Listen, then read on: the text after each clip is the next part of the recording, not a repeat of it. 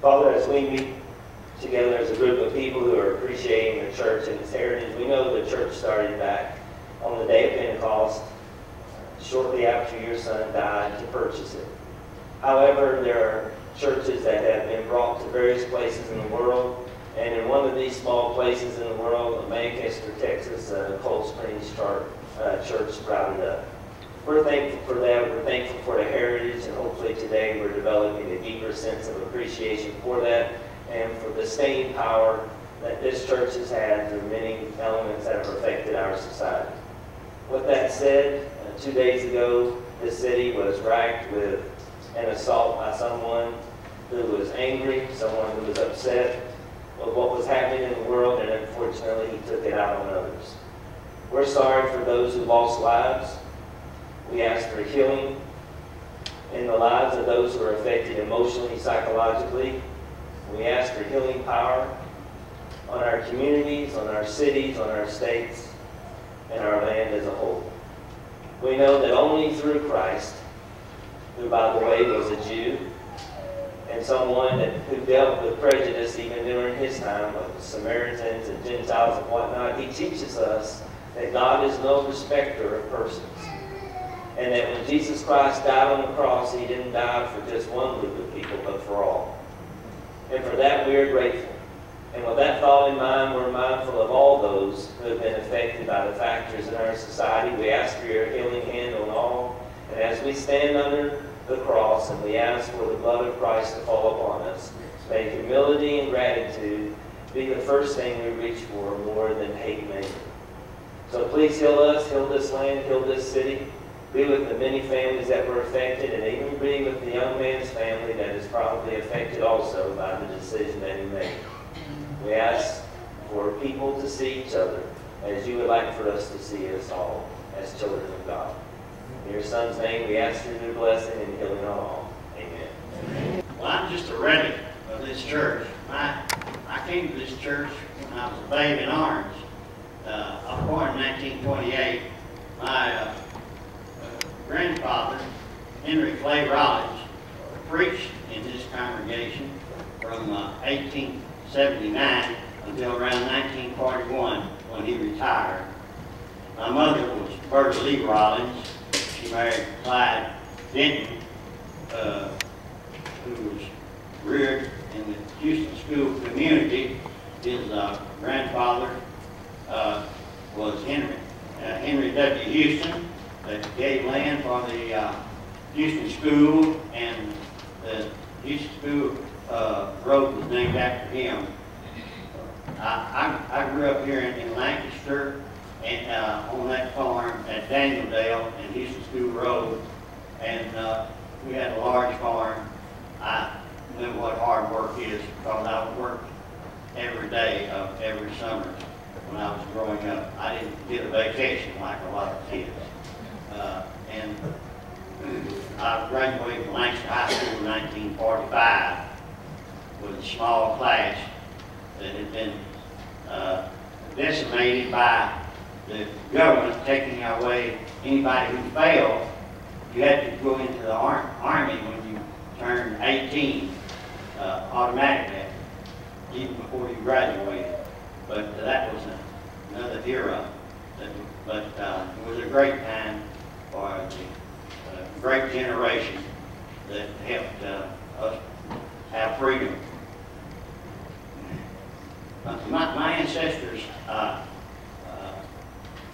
came from the Park side, from Indiana, and Ellisville, Indiana, and the Rollins family had settled in Illinois, in a little place called Root House and Whitehall, Illinois. There they were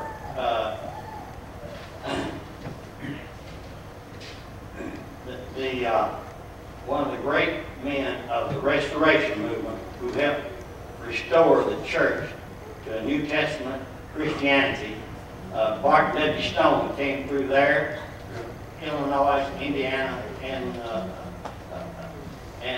Kentucky, and held camp meetings they lasted 2 or 3 weeks a lot of time. But many people were baptized by those by that ministry. And Roderick Rollins, the founder of Lancaster, my great-grandfather, William Rollins, and his son, John Martin Rollins, who founded this congregation, started preaching here in 1840. Well, actually, he started in 1845, but the church was not established until later. But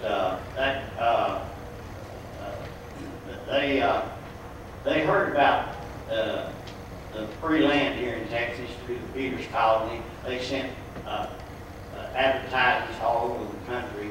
And my great-grandfather, John Martin Rollins, he always had a fine horse under him, and he was a scout. He and another man named Campbell were scouts for the caravan that left in the fall of 1844 to come to Texas. And they stopped and they had some friends in Parish, Texas, and the caravan stopped in Parish, Texas, and they said, John, you and Mr. Campbell scout out south of here and see where you think would be a good place to stop. So they scouted all the way down to the Brazos River, Waco, circled back, and he went back to Parish and told them, said, there's a place on 10 Mile Creek that looks like the best place. It has water, and it's there's a lot of game, a lot of fish, and there's not any Indians there who would bother us. It so happened that on the way down from Illinois, well, I think they were really called back at Whitehall, Illinois. On the way down, the Roderick Rollins and the caravan ran into a group of Indians, and one of their braves was having trouble breathing, and Roderick Rollins kind of revived this young boy, and the Indians said, "You'll never have any trouble from the Indians." And they followed them all the way to Texas. So the Indians did, and protected them in getting to Texas. These are things a lot of people don't know, but I heard my grandfather tell all about it. But anyway, so they had the blessings of the Indian tribes here in Texas when they settled here in Lancaster, and they never had an incident of a problem with them. Anyway, this caravan came down from Paris, and they arrived here on around January the 2nd of 1845. Now, my great-grandfather was a single man. He was about 20 years old. He was born in 1825 back in Root House. He was a single man, so he was able to do what he wanted to do, and so he turned and went back.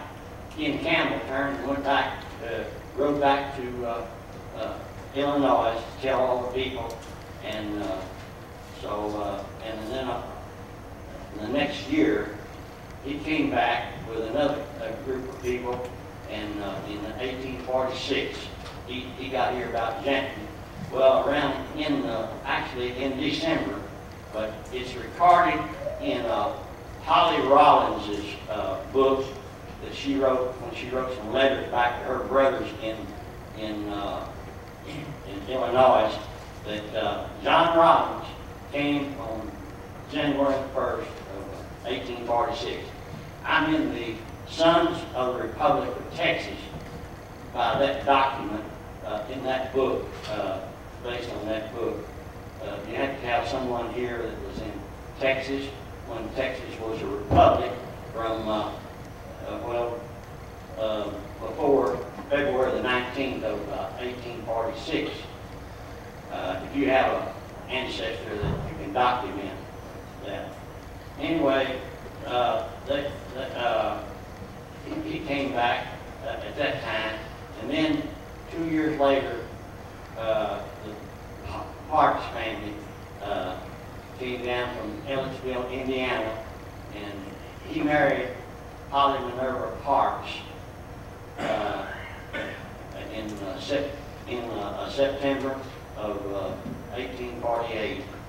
And if you check the records in Dallas County marriage license, some of the first that were recorded were by a minister of the gospel. That's where they were listed in the Dallas County record, a minister of the gospel. There was a Amon McComas who was also already here, but he didn't have a church or anything. But John J.M. Rollins is listed as minister of gospel for some of the first people that are recorded as being married in the Dallas County records. I want to relate something here that's not known to many people. My grandfather told me all this information.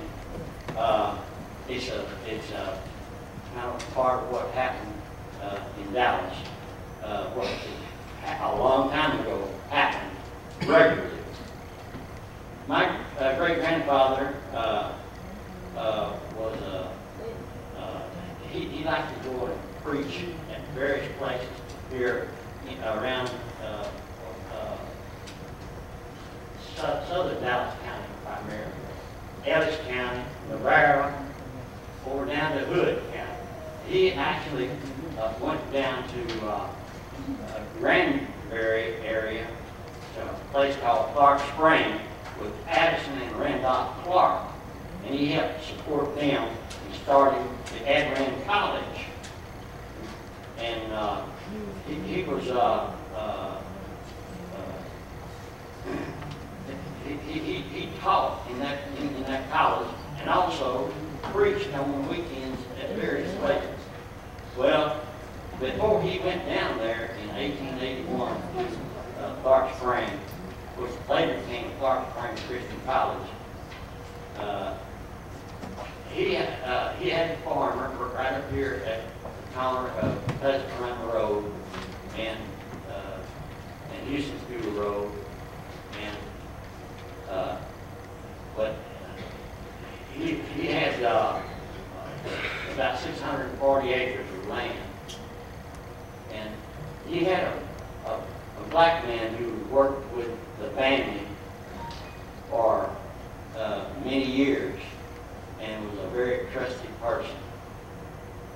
Now, you understand, my great-grandfather and these families came from Lincoln country, where Abraham Lincoln grew up.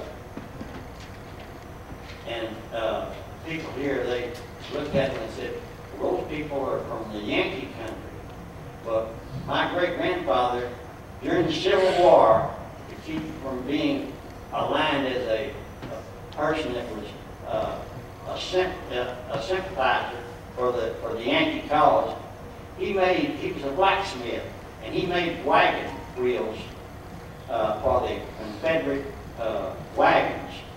And so he never had any problem of being called the fact that he come from Lincoln country in Illinois, where Abraham Lincoln came from.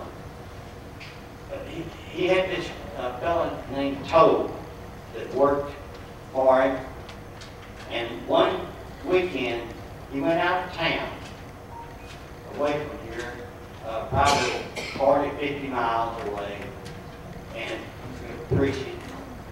And there was a group of men. My dad later found out that they were part of the Ku Klux Klan of people here around the Lancaster area. These men claimed that Toad had stolen a pouch of tobacco. And guess what? They, right across the road over here, just about 150 yards from here, was a tree. And they took Toad and hanged Toad from that tree. my grandfather came back, and he was just devastated that they would do anything like that to a person that had worked for him and had come out of the slavery era after the Civil War. But that's what happened in total. So it's, there's nothing new under the sun. You heard that saying, there's nothing new under the sun. But anyway,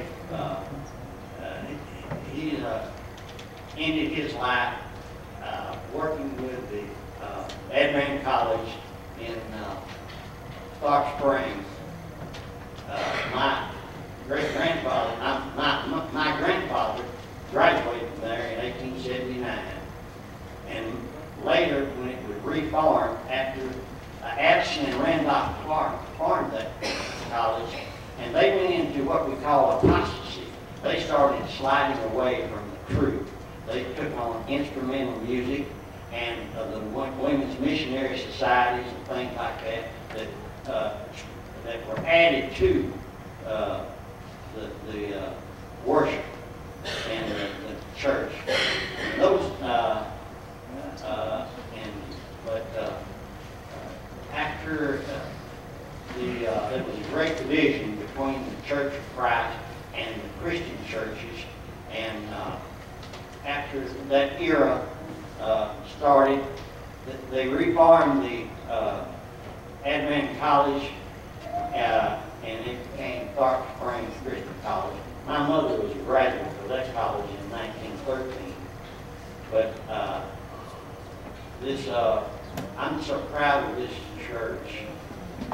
And my grandfather, great-grandfathers come back today, they would be very proud of you for the way we have integrated this congregation and all great things, and the fact that this congregation has never had someone who wanted to enter the instrumental music now since back in the 1860s when the Bledsoe brought the piano to Lancaster. And I would like to just say that I can remember the great Christians that came here in the 30s and 40s when I was just a young boy. And we visited many years after my mother took us up to Trinity Heights Church of Christ in 1933. I was only 5 years old, and her father preached here till 1941, and I saw Boy Wallace, and Boy Wallace was the father of Boy Wallace Jr., who was in meetings here. Other great men of the church, C.R. Nichols, the Dunn brothers, Gus Dunn. They had every summer they had a 2-week protracted meeting, and people would have dinner on the grounds, and it was a great time for the church. This church was a magnet for bringing in great preachers of faith. I'm just thankful to be here today. I'm 88 years old, but I still remember this church today. Thanks for me.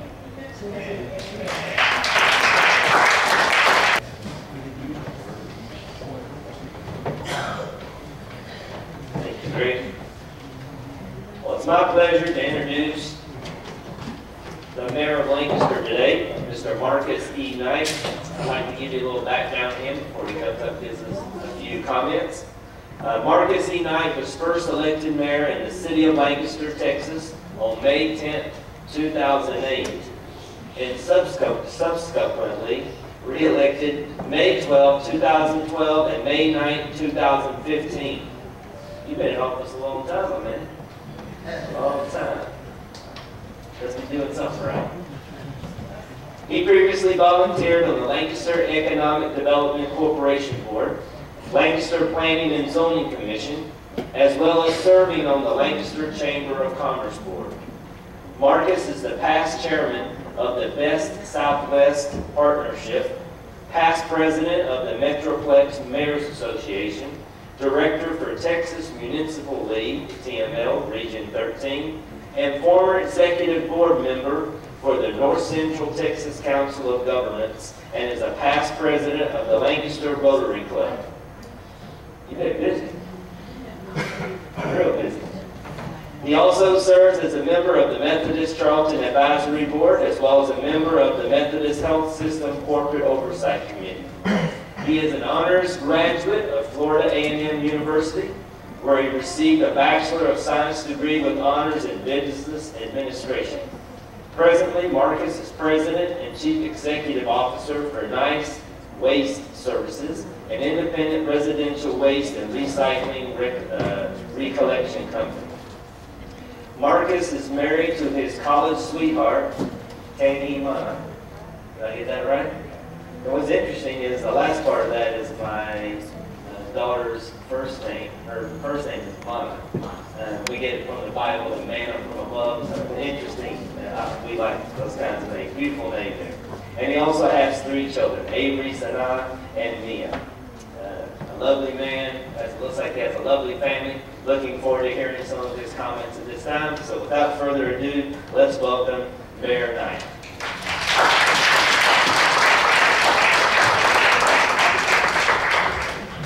Good morning. Good morning. Thank you, Pastor Hancock.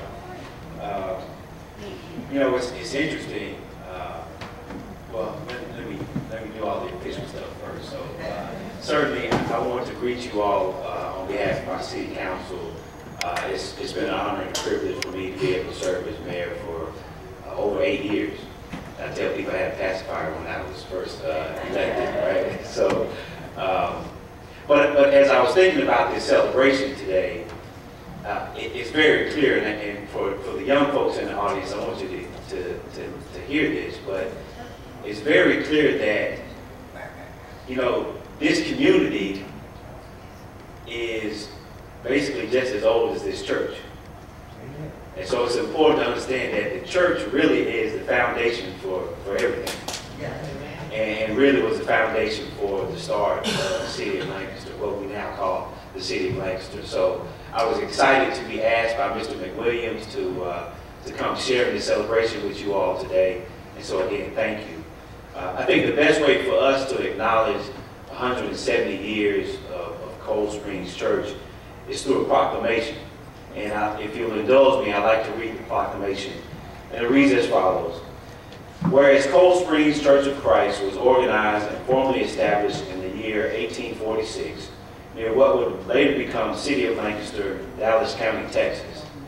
And whereas the early pioneers settling in the area chose a location near the secure water supply of 10 Mile Creek, the families who settled there are Rollins, Newton, Heath, Rose, Keller, Hall, and Bledsoe. And whereas therefore on July 5th, 2016, the names merged together in a mutual agreement to associate as Church of Christ, making the oldest congregation of the Church of Christ in Dallas County in the state of Texas. And whereas the deed for the current location of Cold Springs Church of Christ was signed on September 5th, 1887 from B.O. Brown, even today, descendants of these early settlers worship at Cold Springs Congregation.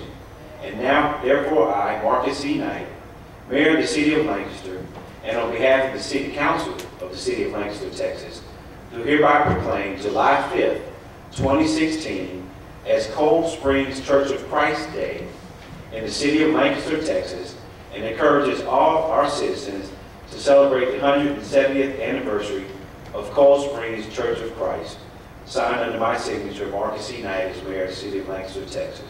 And so I'm just grateful that we have the opportunity to commemorate the rich history of this church, and that this proclamation can be added to the history of this congregation. So thank you all so much for allowing me to participate in this day and to recognize what you all have done. Pastor, you mentioned it, and briefly you mentioned the events that occurred just a couple of days ago. And so I have great sympathy and empathy because our community faced that similar situation some 6 years ago. It is certainly a tragedy, and while most people will say nothing can prepare you for that, I would only add or argue that, in fact, something can. It's called faith. And so, while we know those are struggling with what has just happened, but we know that faith will help them see through such a terrible ordeal. And I would just encourage you all to continue to lift those families in that community up in prayer. Lift our law enforcement professionals up in prayer because they make a great sacrifice every day to try to protect and keep order. And lastly, I would say this. We recognize that we live in an interesting world. And so I would ask that for the next 170 years, that Cold Springs continues to work hard to minister and to witness to others the importance of faith and the gospel, and continue to demonstrate the beauty of diversity and cherishing and worshiping and supporting all people. So thank you so much for allowing me to participate. And Pastor, I'm going to hand this over to you.